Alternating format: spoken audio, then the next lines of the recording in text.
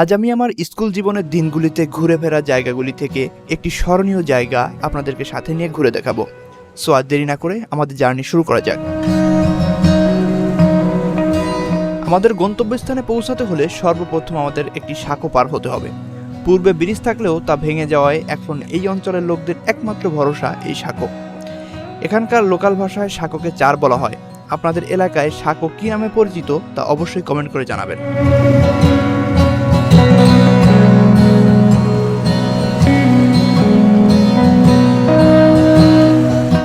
আমরা এখন হেঁটে চলেছি নির্মাণাধীন পুলিশ ট্রেনিং সেন্টারের পাশ দিয়ে বয়ে চলা একটি নদীর কিনারা দিয়ে।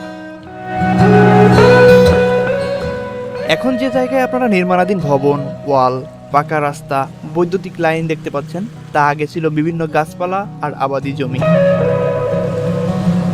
কৈশোরে এখানে আমিও আমার বন্ধুদের অবাধ বিচরণ থাকলেও এখন জায়গাটি আমাদের কাছে খুব অপরিচিতই মনে হচ্ছে।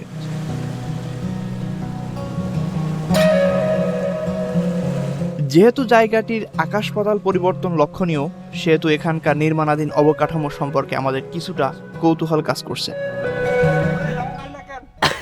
নামা লাগবে না, থাক।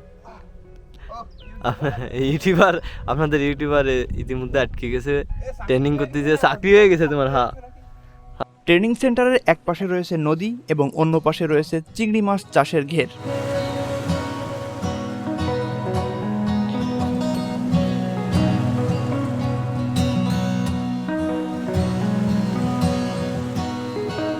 তারই পাশ দিয়ে রয়েছে খেজুর গাছ, যা পূর্বের তুলনায় অনেকটা কমে গেছে। এখন আপনাদেরকে দেখাবো সেই খেজুর গাছের ফুল, যে খেজুর গাছে কখনো খেজুর হয় না, শুধু ফুলই হয়।